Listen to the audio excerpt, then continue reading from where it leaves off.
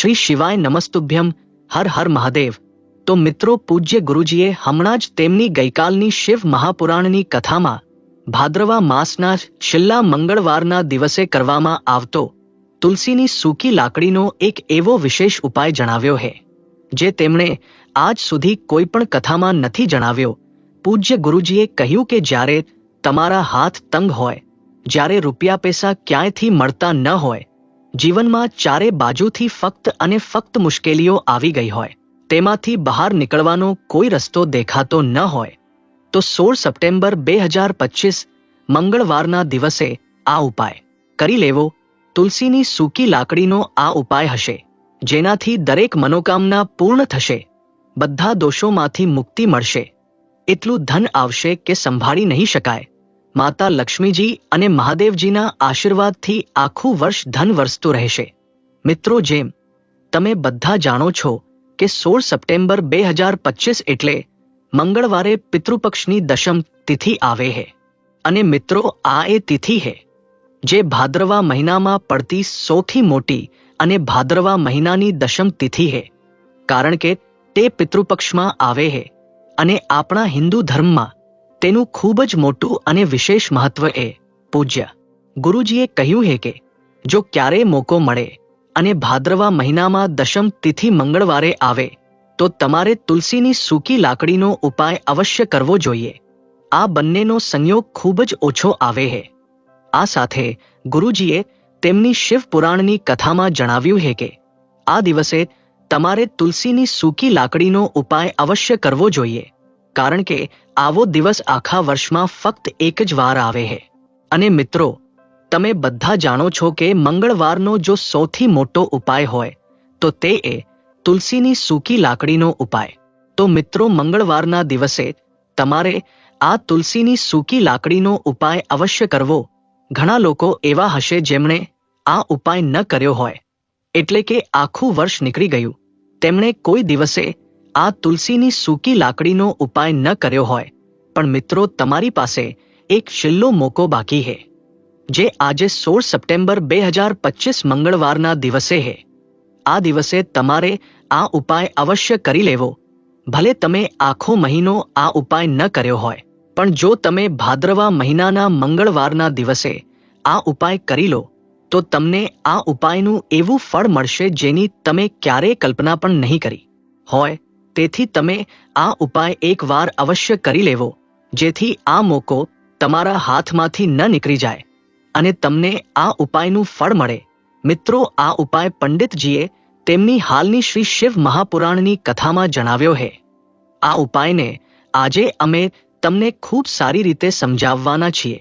આ વિડિયો જોયા પછી આ ઉપાય સમજવા માટે તમારે બીજો કોઈ વિડિયો જોવાની જરૂર નહીં પડે। તો ચાલો મિત્રો, ઉપાય શરૂ કરીએ। જુઓ, આ ભાદ્રવા મહિનાનો છેલ્લો મંગળવાર આટલો ખાસ હોય છે, આટલો મહત્વપૂર્ણ હોય છે। જોવામાં આવ્યું છે કેટલીકવાર મોટા મોટા પૂજાપાઠ અને અનુષ્ઠાથી જે મનોકામના પૂર્ણ નથી થતી, તે ભાદ્રવા મહિનાના મંગળવારના દિવસે એક નાનકડા ઉપાયથી જ તમારી મનોકામના પૂર્ણ થઈ જાય છે। અને ઘણા લોકોએ આ ઉપાય કર્યો પણ છે, અને તેમને આ ઉપાયનું ફળ પણ અવશ્ય મળ્યું છે। જો તમે પણ આ ઉપાય કરવા માંગો છો, તો તમે આ ઉપાયને પહેલા સારી રીતે સમજી લેવો, સાંભળી લેવો, પછી કરવો। તમને આ ઉપાયનું ફળ અવશ્ય મળશે, અને આ ઉપાય કરી લેવાથી તમારા ઘરમાં ગમે તેવું દુઃખ કે સમસ્યા ચાલી રહી હોય, તમને તેનું કારણ પણ ખબર નથી કે આ સમસ્યા કયા કારણે ચાલી રહી છે, તેનું કોઈ પણ કારણ હોઈ શકે, જેમ કે પિતૃદોષ હોઈ શકે કે કોઈ પણ પ્રકારનો મંગળ દોષ પણ હોઈ શકે, તો આ દિવસે તમારે આ ઉપાય કરી લેવો। આ એક એવો ઉપાય છે જે જો કોઈ વિશેષ દિવસે કરવામાં આવે તો તે વિશેષ દિવસનું જે ફળ છે તે તો આપણને મળે જ છે, પરંતુ આપણે તે દિવસે આ ઉપાય કર્યો છે તો તેનાથી પણ મોટું ફળ મળે છે, અને ફળ ખૂબ જલ્દી મળે છે, કારણ કે તમે આ ઉપાય ખૂબ મોટા અને વિશેષ દિવસે કરી રહ્યા છો। તો ચાલો હવે ઉપાય વિશે વાત કરીએ, પરંતુ તે પહેલા તમારે એ જાણવું જરૂરી છે કે આ ઉપાય કયા સમયે કરવો, કોને કરવો અને કેવી રીતે કરવો। તો ચાલો આગળના વિડીયોમાં અમે તમને એક એક કરીને જણાવી દઈએ, પરંતુ તે પહેલા જો તમે ચેનલ પર પહેલી વાર આવ્યા હો તો આપણી ચેનલને સબસ્ક્રાઇબ અવશ્ય કરી લેવી અને આ વિડીયોને લાઇક કરીને કોમેન્ટ બોક્સમાં જય હનુમાન અવશ્ય ટાઈપ કરી દેવું. તો મિત્રો, આ તુલસીની સૂકી લાકડીનો ઉપાય આપણે આ મંગળવારના દિવસે કેવી રીતે કરવો, કોને કરવો, કયા સમયે કરવો અને ક્યાં કરવો, આ બધા સવાલોના જવાબ તમને આ વિડીયોમાં મળી જશે. અને જે આ વિડીયો જોશે તેને તુલસીની સૂકી લાકડીનો ઉપાય અવશ્ય કરવો જોઈએ, કારણ કે આ દિવસે કાળા તલનું પણ ખૂબ મોટું અને વિશેષ મહત્વ છે. અને જ્યારે વાત આવે તુલસીની સૂકી લાકડીના ઉપાયની તો આ સોના પર સુહાગા જેવી વાત થઈ જાય છે અને આ મંગળવારનો ખૂબ મોટો ઉપાય બની જાય છે.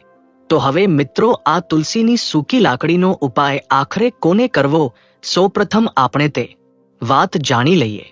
તો જુઓ, ઘરની જે મોટી માતાઓ કે બહેનો હોય તેમાંથી કોઈ એક મોટી માતા કે બહેન આ ઉપાય કરી શકે છે. અને મિત્રો, જો તમે ઈચ્છો તો તમે તમારા ઘરના બધા સભ્યોને પણ આ ઉપાય કરાવી શકો છો.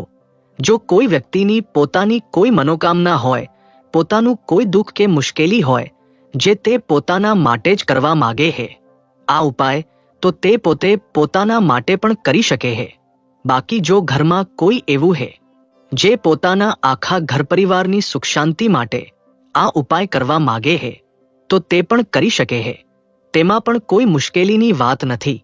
એટલે કે આ ઉપાય દરેક સભ્ય કરી શકે છે અને આખા ઘર પરિવારના સભ્યો માટે ઘરની મોટી માતાઓ કે બહેનોમાંથી કોઈ એક માતા કે બહેન પણ કરી શકે છે. જો ઘરમાં માતાઓ કે બહેનો હાજર ન હોય અથવા તેઓ આ ઉપાય ન કરી શકતા હોય તો પછી ઘરનો કોઈ મોટો સભ્ય પણ આ તુલસીની સૂકી લાકડીનો ઉપાય કરી શકે છે. પછી ભલે તે પુરુષ કેમ ન હોય, તેમાં કોઈ મુશ્કેલીની વાત નથી. તે પછી મિત્રો, જે આગળનો સવાલ આવે છે તે એ છે કે આ ઉપાય આપણે કયા સમયે કરવો, સવારના સમયે કરવો કે સાંજના સમયે કરવો. તો જુઓ, આ ઉપાય તમે સવારના સમયે પણ કરી શકો છો અને સાંજના સમયે પ્રદોષ કાળમાં પણ કરી શકો છો. હવે જો તમે પૂછો કે સૌથી ઉત્તમ સમય કયો રહેશે આ તુલસીની સૂકી લાકડીનો ઉપાય કરવાનો, તો અમે તમને ફક્ત એટલું જ કહીશું કે આ ઉપાય તમે સવારના સમયે કરશો તો વધુ સારું રહેશે. બાકી જો પ્રદોષ કાળમાં સાંજના સમયે પણ કરશો તો પણ સારું રહેશે. તેમાં કોઈ મુશ્કેલીની વાત નથી.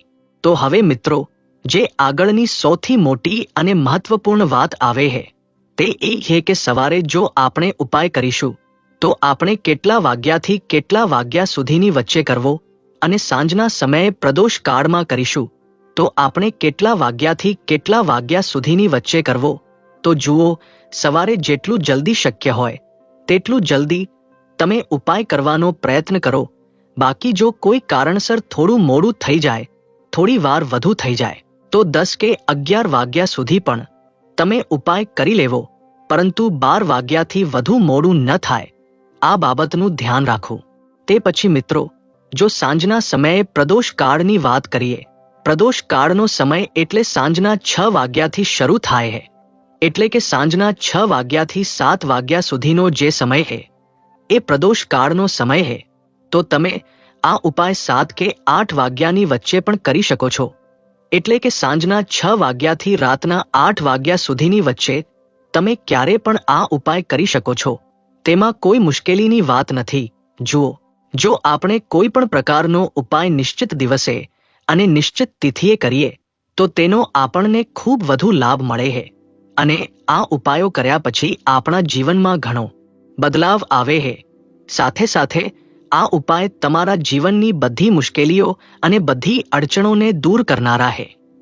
જુઓ મિત્રો, આજના આખા વિડીયોમાં અમે તમને 3 ચમત્કારિક ઉપાય જણાવવાના છીએ અને આ ત્રણેય ઉપાય ખૂબ જ ખાસ અને ખૂબ જ વિશેષ હશે.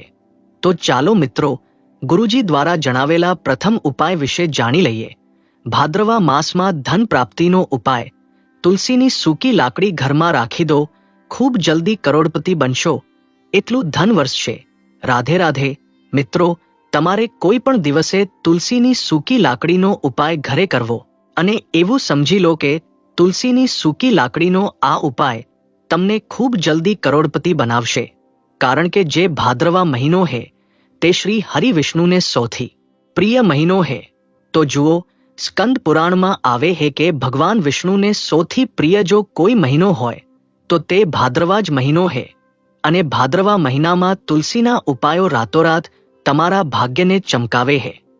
આવી સ્થિતિમાં આજના વિડીયોમાં અમે તમને તુલસીના એવા ઉપાય જણાવવાના છીએ જે રાતોરાત તમારા ભાગ્યને ચમકાવશે અને ખૂબ જલ્દી તમને મહાધની બનાવશે. તો જુઓ, શ્રી હરિ વિષ્ણુ પ્રસન્ન થાય છે. જ્યારે પણ તમે માતા તુલસી સાથે જોડાયેલો કોઈ ઉપાય કરો, માતા લક્ષ્મી પ્રસન્ન થાય છે. જ્યારે તમે શ્રી હરિ વિષ્ણુને પ્રસન્ન કરો તો આજના વિડીયોમાં જે ઉપાય અમે તમને જણાવવાના છીએ, આ ઉપાય કરવાથી શ્રી હરિ વિષ્ણુ તુરંત પ્રસન્ન થાય છે અને તમે સીધા જ માતા લક્ષ્મીને પ્રસન્ન કરી લો. તમારા જીવનમાં તમે પોતે જ તમારા સૌભાગ્યને પ્રાપ્ત કરી લો આ નાનકડા ઉપાયને કરીને. તો જુઓ, સૌપ્રથમ વાત કરી લઈએ કે માતા તુલસી વિના શ્રી હરિ વિષ્ણુનું પૂજન અને શ્રી હરિ વિષ્ણુનો ભોગ બંને અધૂરા છે. જ્યારે પણ આપણે શ્રી હરિ વિષ્ણુને ભોગ અર્પણ કરીએ તેમાં આપણે તુલસીનું પાન અવશ્ય મૂકીએ. એક પાન મૂકીશું, પણ તુલસીનું પાન અવશ્ય મૂકીએ, કારણ કે તુલસીના પાન વિના શ્રી હરિ વિષ્ણુ કોઈ ભોગ સ્વીકારતા નથી. અને ભાદ્રવા મહિનામાં તુલસીનું પૂજન કરવાથી વ્યક્તિને સૌભાગ્યની પ્રાપ્તિ થાય છે. તેના ઘરમાં ક્યારેય ગરીબી આવતી નથી. હવે જુઓ, સૌપ્રથમ તો તમારે ભાદ્રવા મહિનામાં એક લીલો તુલસીનું છોડ તમારા ઘરમાં અવશ્ય લગાવવો જોઈએ.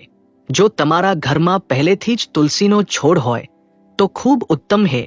જો ન હોય તો ભાદ્રવા મહિનામાં એક તુલસીજીનું છોડ તમે અવશ્ય લાવીને લગાવો, કારણ કે આ સૌથી શ્રેષ્ઠ મહિનો છે તુલસીના છોડને તમારા ઘરમાં લાવીને લગાવવા માટે.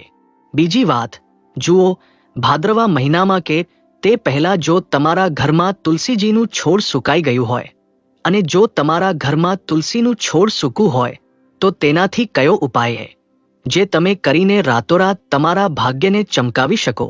તો જુઓ, જો તમારા ઘરમાં તુલસીજીનું સૂકું છોડ હોય તો તમારે હરિયાળા છોડથી ઉપાય નથી કરવો. તમારા ઘરમાં જો તુલસીજીનું સૂકું છોડ હોય તો તેનાથી જ તમે ઉપાય કરશો. આ બાબતનું ધ્યાન રાખશો. તો જુઓ, જો તુલસીનું છોડ સુકાઈ ગયું હોય તો તમારે શું કરવું? તેની નાની નાની ડાળીઓ લેવી, ગણીને 7 ડાળીઓ લેવી. થોડુંક મૌલી દોરું તમારે લેવું અને સાથે તુલસીની સૂકી લાકડીઓને એકમાં એક એટલે કે ગુચ્છા જેવું બનાવવું અને તેને બાંધી દેવું.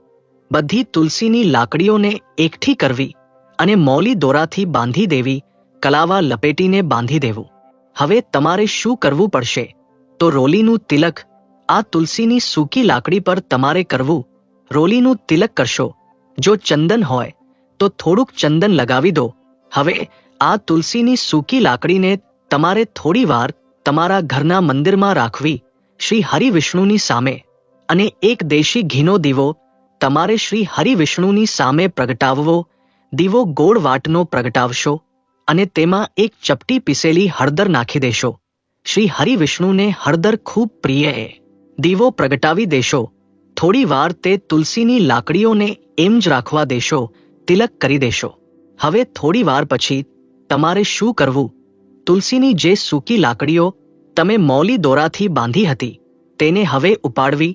એક નાનકડા લાલ કપડામાં તમે તેને મૂકી દો. લાલ કપડામાં મૂકી દો. જો પીળું કપડું હોય તો પીળા કપડામાં મૂકી દો. મૂક્યા પછી તમારે શું કરવું? તેની પોટલી જેવી બનાવી દેવી. દોરાથી લપેટીને મૌલી દોરાથી જ પોટલી બનાવી દેવી. આરામથી બંધાઈ જાય છે. હવે આ પોટલીને તમારે ક્યાં રાખવી? તેને તમારે તમારા ઘરના મુખ્ય દ્વાર પર લટકાવવી.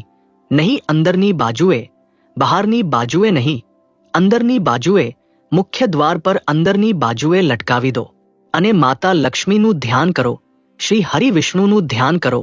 તેમની પાસે પ્રાર્થના કરો કે હે ધનની દેવી માતા લક્ષ્મી, તમે મારા ઘરમાં પધારો અને તમારી કૃપા મારા પર વરસાવો.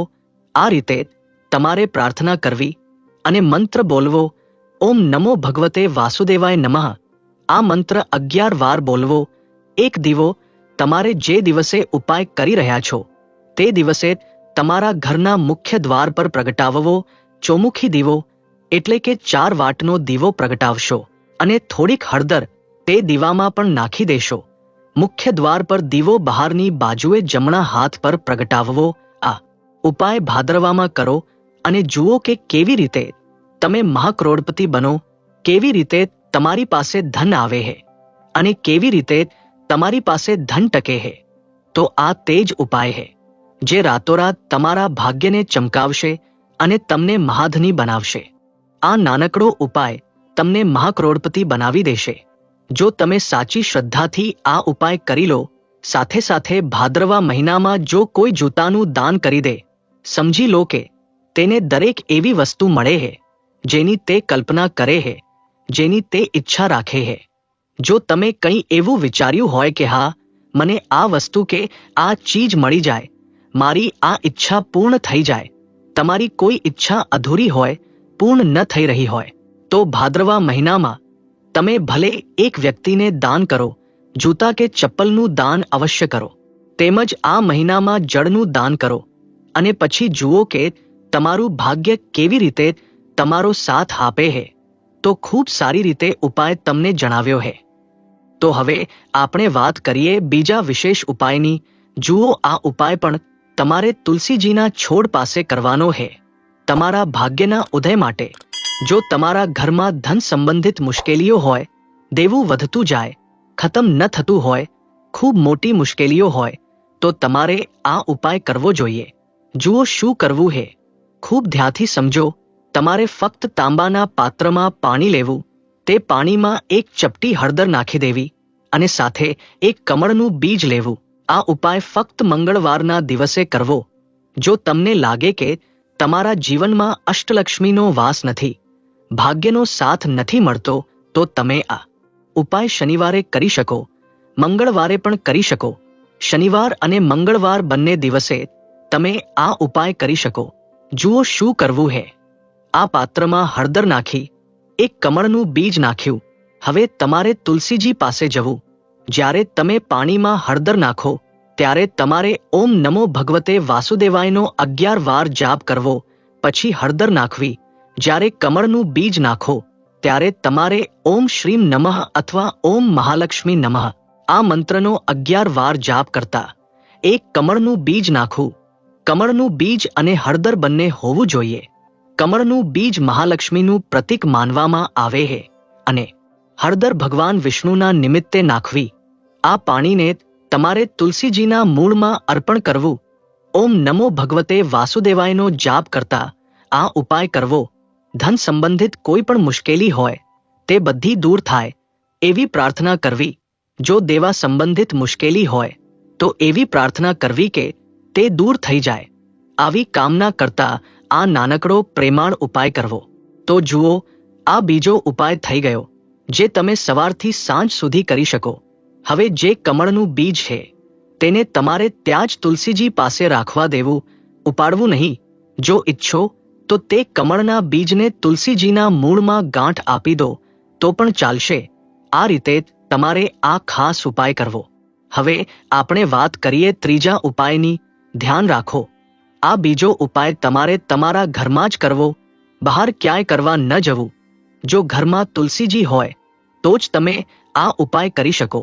હવે આપણે વાત કરીએ ત્રીજા વિશેષ ઉપાયની. જુઓ, ભાગ્યનો સાથ મળે તો ગુરુ બૃહસ્પતિને મજબૂત કરવું ખૂબ જરૂરી છે.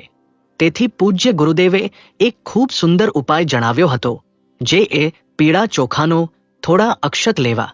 જો તમને લાગે કે તમને કોઈ પણ બાબતમાં સફળતા નથી મળતી, નસીબનો સાથ નથી મળતો, તો પીળા ચોખા લેવા.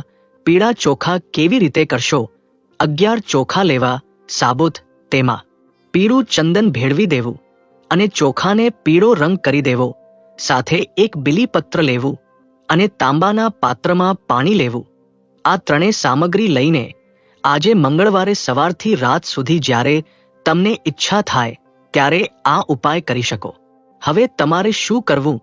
ભગવાન શિવના મંદિરમાં જવું. જે એક બીલીપત્ર છે તે માતા અશોક સુંદરીવાળા સ્થાને અર્પણ કરવું. દાંડીનો ભાગ જળાધારી તરફ હોવો જોઈએ. તે રીતે તમારે બીલીપત્ર અર્પણ કરવું.